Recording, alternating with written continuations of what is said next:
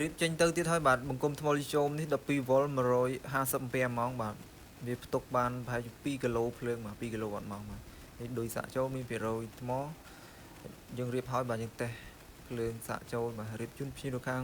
ផ្សារកំពង់ថ្មកំពង់ធំបាទនេះខ្សែករថយន្តដុំសាកបាទ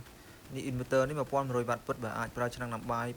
ទំហំ5លីត្របាទ900 វ៉ាត់បានឬក៏ motor ឆាបបាទឬក៏ប្រើម៉ាស៊ីនត្រជាក់មួយសេសបាន2ម៉ោងជាង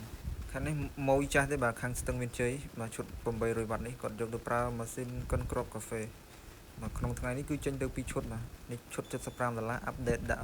USB Type C 1%ហ្នឹងខាងនេះឈុត$60បាទ2ឈុតហ្នឹងគឺដូចគ្នាកម្លាំង inverter ភ្លើង220ហ្នឹងបាទ inverter គឺដូចគ្នាកម្លាំងតែគាត់ថាថ្មតិចថ្មច្រើននេះតម្លៃតាមហ្នឹងមកឈុត$60នេះបាទតែងាយស្រួលបាទប្រើដាក់កៅអគុយរថយន្តបាទប្រើពេលដាច់ភ្លើងបើកកំពូលកង្ហាលអញ្ចឹងខាងនេះបឹងឈូកបាត់ដំបងបាទឈុត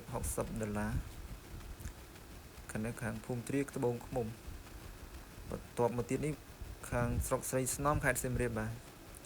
ឈុតនេះ inverter ប្រើជាក់ស្ដែង650 វ៉ាត់មាន USB Type C យើងតេស្តភ្លើងមុនដាក់ផ្ញើចេញទៅបាទយើងមើលឈុតជាមួយនឹងសន្លឹកផ្ទាំង80 វ៉ាត់នេះបាទយើងតេស្តភ្លើងសាកចូលបាទមូលទូរទស្សន៍បូកដកចូលមកឃើញសញ្ញាលូតចូលតាមហ្នឹងបាទ inverter ប្រភេទ inverter 1200 វ៉ាត់យើងប្រើជាក់ស្ដែង650 វ៉ាត់បាទឈុតជាមួយនឹងដុំសាកខ្សែកៅរថយន្តភ្ញៀវយកទៅប្រើបាទបើកកំពូលកង្ហាលសាកថ្មទូរស័ព្ទឲ្យកូននេះបាទភ្ញៀវ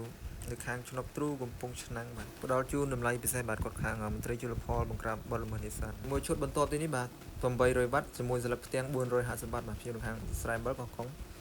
បាទឈុតនេះចំនួនថ្មលីជោមគឺ 1.1 គីឡូវ៉ាត់ម៉ោងបាទ system 24 V យើងរៀបហ្នឹងគឺអាចងាយស្រួលរកសន្លឹកផ្ទាំងធំបញ្ចូលបានបាទ500 វ៉ាត់ជាងឡើងដាក់បាន2 3សន្លឹកអញ្ចឹងទៅអានោះបើសិនយើងប្រើពេលថ្ងៃច្រើនបើយើងអត់សូវប្រើពេលថ្ងៃប្រើតិចតួចទុកប្រើពេលយប់យើងដាក់តាមមួយសន្លឹកក៏បានដែរបាទនេះខ្ញុំកំងមួយតម្លៃសន្លឹកផ្ទាំងមកសមរម្យជាមួយនឹងសន្លឹកផ្ទាំង450 វ៉ាត់ហ្នឹងបាទ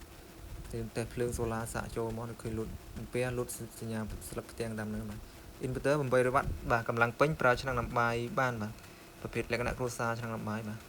ហើយ volt វានៅត្រឹម40%ទេភ្លើងសាកពេញ27.8 volt យើងពេលថ្ងៃយើងអាចបើកម៉ាស៊ីនត្រជាក់មួយសេសបានប្រហែលជា1ម៉ោងជាង2ម៉ោងបាទវាទប់ទល់ជាមួយនឹងសន្លឹកផ្ទាំងនឹងដែរ